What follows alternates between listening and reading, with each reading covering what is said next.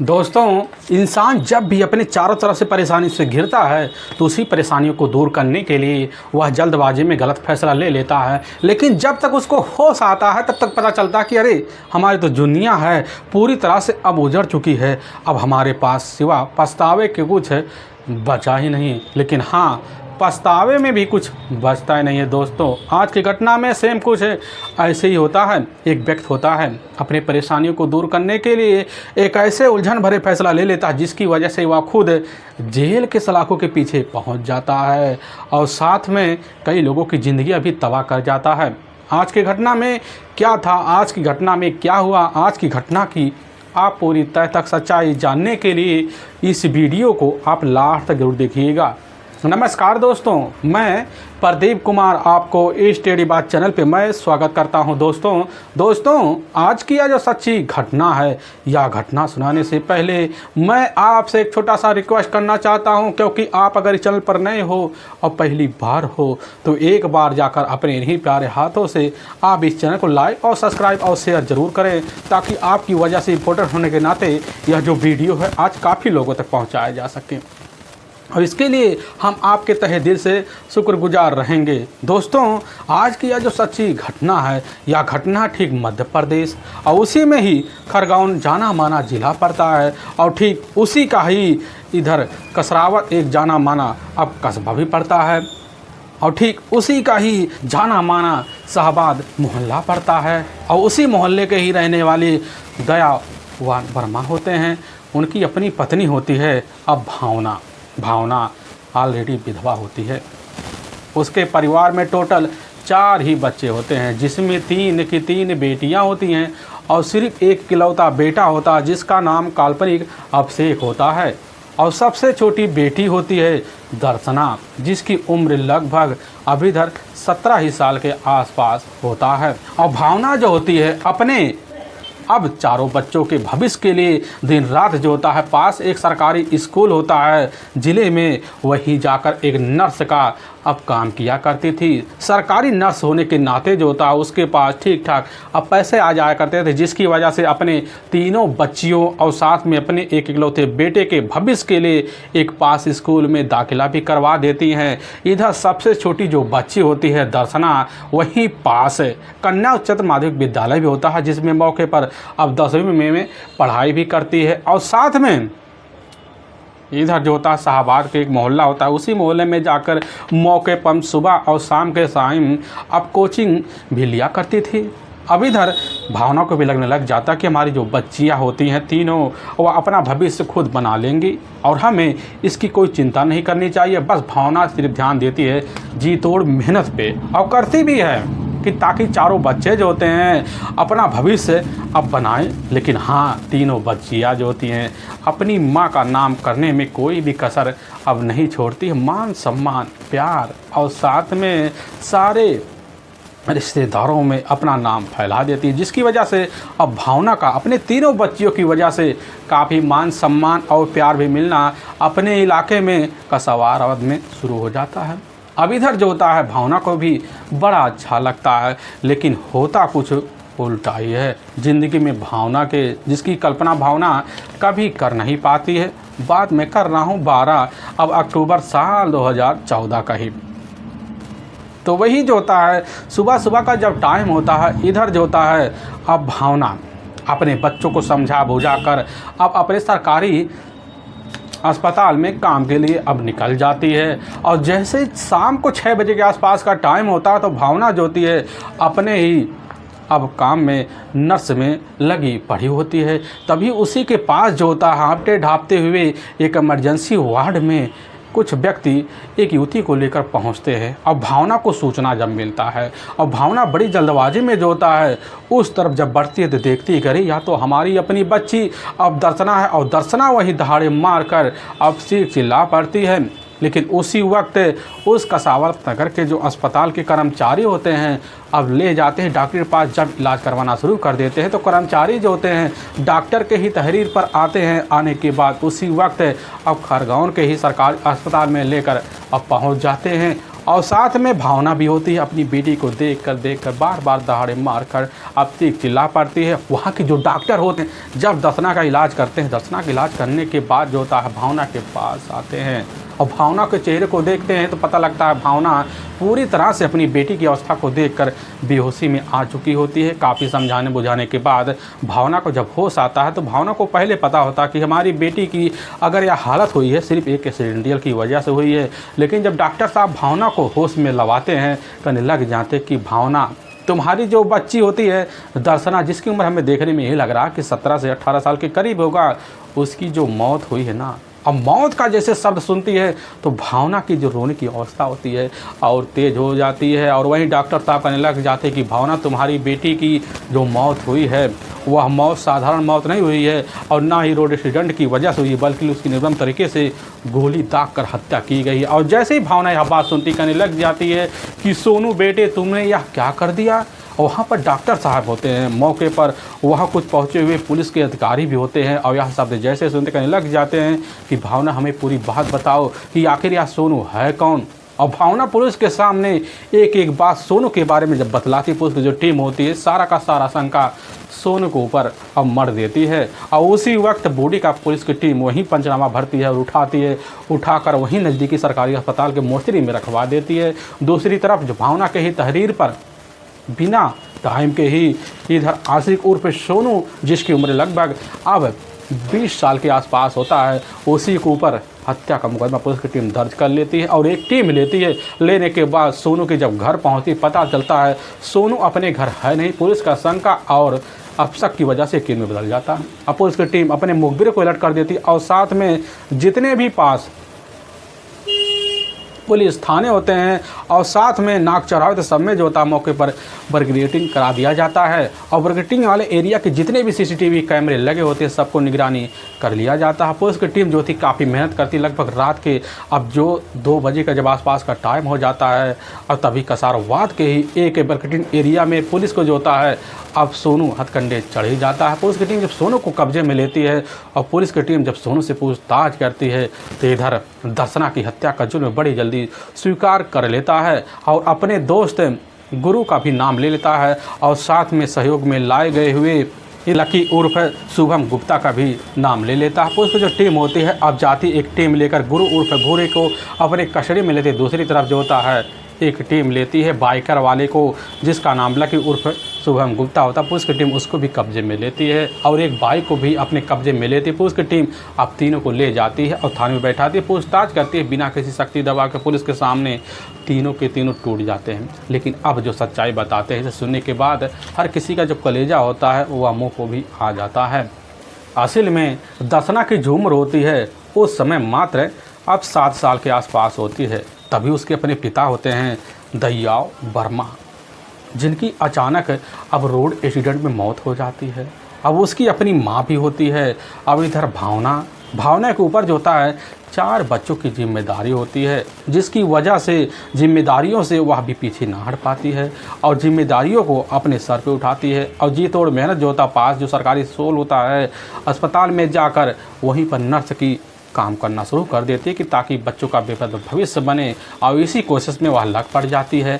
बच्चों के बेहतर भविष्य के लिए तीनों बच्चियों के ऊपर ज़्यादा से ज़्यादा फोकस मारना शुरू कर देती, जिसमें दर्शना जो होती काफ़ी चालाक और चंचल होती है। लेकिन समय के हिसाब से भावना जो होती है अपने चारों बच्चों को लेकर कैसे न तैसे कर अपने ही इलाके में पालन पोषण अब कर लिया करती थी। लेकिन जब भी बच्चों को कापी किताब और किसी स्कूल ड्रेस की ज़रूरत पड़ती, अगर भावना के पास पैसे ना रहते तो अपने हितकारियों से बड़ी जल्दी सहयोग मांग लेती थी, जिसकी वजह से भावना को भी और वहाँ के हितकारियों के द्वारा सहयोग मिल जाया करता था। लोग भावना को भी समझते थे कि भावना के चाल स्वभाव कैसे हैं, क्योंकि भावना अगर किसी भी व्यक्ति से पैसे लेती, व्यापारी से पैसे लेती, उसको लौटाने के लिए भरपूर कोशिश करती और लौटा भी देती, जिसकी वजह से हैसियत के हिसाब से और ज़्यादा भी भावना को पैसे मिल जाया करते थे। और भावना अपने चारों बच्चों के बेहतर भविष्य के लिए दिन रात मेहनत भी करती है। लेकिन हाँ, अब तीनों बच्चियाँ जो होती हैं जैसे जैसे बड़ी होना शुरू हो जाती हैं तो उनको भी आभास होने लग जाता कि हमारी माँ हमारे लिए कितनी जी तौर तरीके से मेहनत करती है। इसीलिए हमें भी कोशिश करना चाहिए कि अपनी माँ की इज्जत में कोई दाग ना लगे, ताकि हमें भी अपने एरिया में मान सम्मान मिले और साथ में हमारे माँ को भी मान सम्मान और सहयोग मिलता रहे। यही सब सोच साझ कर दर्शना की दोनों जो बहनें होती है और मौके पर अपनी माँ की सम्मान में बेहतर तरीके से अपने इलाके के रहने वाले कन्या माध्यमिक विद्यालय में अब पढ़ाई करना शुरू कर देती है। और जब पढ़ाई करना शुरू कर देती है तो इधर दर्शना की जो उम्र होती है लगभग 13 साल के आसपास हो जाता है। और दर्शना का ही एक अपना भाई होता है जिसका नाम होता है अभिषेक। अभिषेक जो होता है दर्शना से लगभग अब कुछ साल ही बड़ा होता है। अभिषेक जो होता है पास माध्यमिक विद्यालय उसी में जाकर अब इधर पढ़ाई करता है। तभी उसका एक अपना करीबी दोस्त होता है आशिक उर्फ सोनू। सोनू के जो माता पिता होते हैं बड़े ही घराने के होते हैं और सोनू भी ठहरा बड़े ही उच्च घराने का, जिसके जेब में हमेशा पैसे भरे रहते थे। और इधर अभिषेक के दोस्ती के नाते जो था बचपन से ही अब सोनू का अभिषेक के घर आना जाना होता है। आने जाने की वजह से जो होता है घर में मिलजुल जाता है, जिसकी वजह से अब इधर भावना भी सोनू को अपना बेटा समझ लेती हैं। अपने बेटे की तरह खाना पीना उठका बैठका इधर साथ में रहना, कहीं भी मेला वेला जाना होगा तो सोनू को हमेशा अभिषेक और अपने तीनों बेटियों को साथ लेती और निकल भी जाया करती थी। सोनू को ठीक अपने बेटे का दर्जा दे देती है। और सोनू जो था उस समय घर में रहकर मिलजुल जाता है और साथ में अगर कहीं भी तीनों बच्चियां खेलने जाती तो वहाँ भी सोनू भी चला जाता, क्योंकि दोनों मिलकर हम शकल होते हैं, हम उम्र के होते हैं, नाते जो होता है उठना बैठना ज़्यादा तक बढ़ जाता है। लेकिन इसी बीच जैसे ही अब 13 साल की उम्र इधर दर्शना क्रॉस करती है तो इधर जो होता उम्र सोनू का लगभग अब 17 साल के आसपास हो जाता है।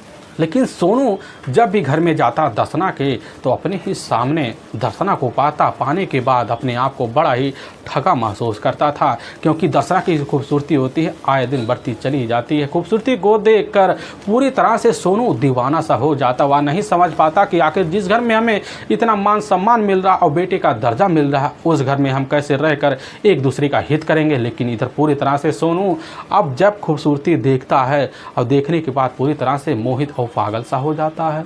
और सोनू आए दिन जो होता है दर्शना को निहारने के लिए बहुत जल्द तैयार होकर और घर में जाता बैठकर वहीं चारपाई पर दिन भर दर्शना की चेहरे की निगरानी किया करता था और मन ही मन यही बात जिज्ञासा लगाए बैठ जाता था कभी हमारी हरकत की पहचान अब इधर दर्शना कर ही लेगी। यही सब सोच साझ कर सोनू आए दिन अब जो होता है दर्शना के करीब आने की कोशिश करता, बहाना ढूंढता, कौन सा बहाना ढूंढ जाए। लेकिन जब सोनू को आभास होता कि दर्शना को अब पैसे की ज़रूरत है तो दिल खोल के सोनू जो होता है दर्शना को पैसे दे दिया करता था। लेकिन दर्शना थी बड़ी ही हट्टी किस्म की, वह पैसे देने की जिद में जो होता अपनी माँ के पीछे पड़ जाया करती थी या कहीं से जुगाड़ पानी कर कर सोनू को जरूर पकड़ा दिया करती थी। लेकिन यही बात सोनू को अच्छा नहीं लगता था, जिसकी वजह से भावना के पास जाता कहने लग जाता है कि मम्मी बताइए हम आपके क्या बेटे नहीं हैं, क्या हम आपके परिवार को पैसा नहीं दे सकते हैं, हमें जो पैसे वापस करने के लिए आप लोग जी तोड़ मेहनत करते। इस तरह की बात सुनकर भावना भी कहने लग जाती है कि ना बेटा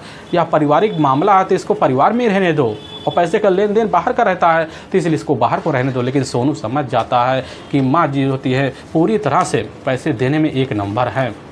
और इधर सोनू जो था लेकिन अपना दूसरा पैतरा अपनाता है और हर दिन कोशिश में लगा पड़ा रहता कब जाकर अपने दिल का इजहार अब इस भावना की बेटी दर्शना से कर दें। लेकिन होता कुछ ऐसा ही है, 1 साल पहले होली का वक्त होता है।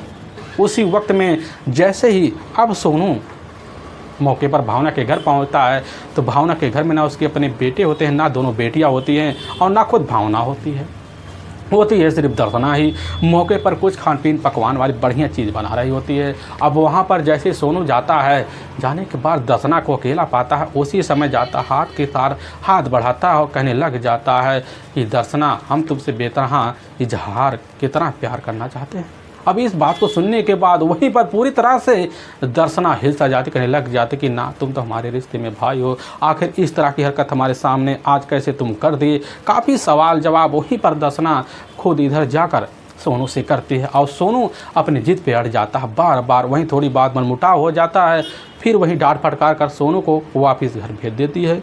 और लेकिन जैसे ही शाम का टाइम होता है तो दर्शना सोच सोच के परेशान हो जाती है, कहीं अगर इस बात को हम छुपा के रख लिए तो समझ लो सोनू जो होता है आगे चलकर अपनी हिम्मत और बढ़ा लेगा और हमारे ऊपर बार बार दबाव मारेगा। अब हमें यही करना चाहिए, इसकी शिकायत अपनी माँ से तो करना ही चाहिए। लेकिन हाँ, कुछ मिनट बाद भावना भी आ जाती और दिल खोल कर दर्शना अपनी माँ के सामने सोनू की एक एक बात की जानकारी दे देती है। लेकिन जैसे ही भावना इस बात की जानकारी पाती है, ऐसे लगता कि मानो आसमान से कोई बादल टूट के ज़मीन पर गिर गया हो। अब भावना इस तरह की बात सुनकर यकीन नहीं करती है, लेकिन अपनी बेटी की रोधी को देखकर समझ जाती है और उसी वक्त सोनू के पास कॉल कर देती है। और सोनू समझ जाता है कि लग रहा है कि इधर दसना ने अपनी माँ के सामने सारी पोल खोल कर रख दिया है। और जैसे ही कुछ घंटे का वक्त बीतता है तो इधर सोनू के पास कॉल चला जाता है और सोनू सारी बात को समझ जाता है। और सोनू अब पहुंचता है। पहुंचने के बाद उसके जो चेहरे होते हैं पूरी तरह से एकदम नीचे गिरे हुए होते हैं। और भावना देखती है, देखने के बाद उसके भी जो मन की उड़ावने होती है पूरी तरह से शांत होने कगार पे आ जाती है। बड़े प्यार से सोनू को समझाती बुझाती है, कहने लग जाती है कि बेटा, जैसे हमारा बेटा अफसाइक है वैसे तुम ही हो और ठीक तुम्हारी बहन भी है। आखिर रिश्ते को क्यों तुम बर्बाद करने पर टिके हुए हो, बदनामी पे की टिके हुए हो। लेकिन काफ़ी समझाती बुझाती है, सोनू को वास्ता देती है, कहने लग जाती कि तुम्हारा जात भी अलग है, एक तो हम हिंदू है, एक तो तुम मुस्लिम हो। आखिर इनके बीच एक बहुत बड़े दीवार खड़े हुए हैं, इस दीवार को तोड़ पाना नामुमकिन है। लेकिन जैसे सोनू यह बात सुनता कहने लग जाता नामुमकिन नहीं, मुमकिन है माँ, हम यह सब कर देंगे। लेकिन यह बात जब सुनती है भावना कहने लग जाती है तुम माँ भी कह रहे हो और साथ में रिश्ते भी पूरी तरह से तार करने पर जुटे हुए हो। लेकिन काफ़ी समझाती बुझाती अपने तरीके से बेटे वाली अहमियत देकर, लेकिन सोनू पूरी तरह से अब इधर दसना के प्यार में पागल हुआ, अंधा हुआ। तुरंत अपनी माँ से यही कह जाता है कि माँ जी, हम तो दसना को दिलो जान से चाहते हैं और शादी तक करना चाहते हैं। लेकिन जैसे यह बात सुनती वहीं गुस्सैली शब्द में डांट फटकार लगाकर वहाँ से भगा देती। सोनू घर आता है और घर आने के बाद जो होता है इधर यही सोच सोच कर परेशान हो जाता है कि हमारा प्यार पूरी तरह से सच्चा है और सच्चा रहेगा, और सच्चा साबित करने के लिए हमें अगर कोई भी हथकंडा अपनाना पड़ेगा तो हथकंडा अपनाएंगे। अब दूसरे दिन का जो वक्त होता है, सुबह का जब टाइम होता है, तो इधर सोनू जब उठता है तो उसके सामने हर वक्त दर्शना का ही चेहरा नज़र आता था और गली में खड़ा हो जाता, दर्शना का आने जाने का इंतजार करता। लेकिन दर्शना सामने तो दिखती, लेकिन चेहरे को ऐसे गुस्सेले शब्द में मोड़ लेती जैसे लगता कई दिनों से दोनों की दुश्मनी पड़ी हुई हो। अब यही बात तेज कर अब इधर सोनू के खौफ खाए बैठ जाता था। लेकिन सोनू था बड़ा जिद्दी, आए दिन दर्शना के रास्ते में हर वक्त खड़े हो जाता और रोकने की कोशिश करता, लेकिन दर्शना ठीक ठहरी और जज्बादी, जिसकी वजह से सोनू को भाव देना भी कम कर देती, जिसकी वजह से अब सोनू जो होता है धीरे धीरे शराब का सेवन करना शुरू कर देता है और नशेड़ी बन जाता है। और जब नशेड़ी बन जाता है इधर इनके प्रेम प्रसंग के अब जो चर्चे होते हैं जाकर दो जातियों में बढ़ जाता है, हिंदू मुस्लिम, जिसकी वजह से थोड़ी बहुत कड़वाहट बैठती है। अब इसकी खबर जाकर सोनू के अब्बू को लग जाता है। अब्बू जब खबर पाते सोनू को उसी वक्त जो होता है अपने इलाके से कसाराबाद में भेज देते हैं। लेकिन सोनू वहाँ भी रहता है, कमरा लेकर वहीं पढ़ाई करता है। लेकिन वहाँ भी रहकर इधर बगैर दर्शना के मन नहीं लगता है और दर्शना को पाने के लिए हर बार हथकंडा अपनाना शुरू कर देता है। लेकिन वह सोच लेता है दर्शना अब हमें यहाँ रहकर तो भाव देने वाली नहीं है, और उसी वक्त रहकर बड़ा ही खतरनाक फैसला ले लेता, क्योंकि दर्शना के आने जाने की हर बात की जानकारी अब इधर सोनू को पता ही होता है। और तभी ठीक जो होता है जैसे ही अब 12 अक्टूबर साल 2014 का ही वक्त होता है, दर्शना मौके पर अब उसी समय जहाबाद के ही जो मोहल्ला होता है उसी में कोचिंग सेंटर पे मौके पर कोचिंग ले रही होती है। और जैसे 6 बजे के आसपास होता है टाइम, उसी वक्त दर्शना अब निकलती है। और निकलने के बाद जैसे ही अब मंडी रोड पे चढ़ती है तो वहाँ कुछ दूर पर एक मस्जिद होता है, वहीं पर जाकर अब एक खंबे के सहारे जैसे ही मुड़ती है तो उसी वक्त जो होता है बाइक पे बैठे हुए इधर सोनू अपने दोस्त अब गुरु को लेकर वहाँ पहुँच जाता है। वहाँ बाइक होता है ठीक जो लकी का, और वहीं पहुँचता है और वहीं जाकर इधर दर्शना को मौके पर रोक लेता, कहने लग जाता है कि दर्शना तुम्हें हमसे शादी तो करनी पड़ेगी, अब इसके लिए अब तुम्हें घर नहीं जाना है। और इसी बात को लेकर दर्शना पूरी तरह से समझ जाती है और उसी वक्त अपने सारे किताब छोड़ देती है, किताब तो वहीं गिर जाते हैं।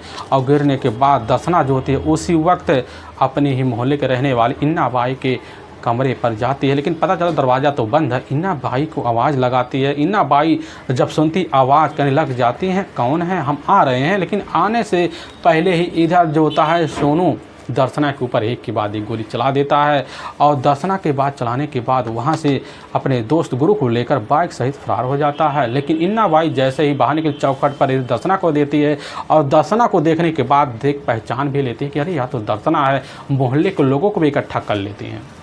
सभी लोग इकट्ठा हो जाते हैं। इकट्ठा होने के बाद उसी वक्त कसारवाद के ही अस्पताल में लेकर जब पहुंचती है तो वहां पर उसकी अपनी माँ मिल जाती है और सारा मामला जो होता है पुलिस के सामने वहीं से आ जाता है। लेकिन वाकई में दोस्तों पुलिस के सामने जब यह सच्चाई आती है सुनने के बाद हर किसी का कलेजा हिल सा जाता है और पुलिस की जो टीम होती है अब इधर तीनों को अपने कस्टडी में लेती है और ले जाकर वहाँ के कोर्ट में पेश कर देती है और कोर्ट में तीनों के ऊपर काफ़ी गंभीर मुकदमा दर्ज करके ले जाकर हमेशा हमेशा के लिए जेल में डाल देती है।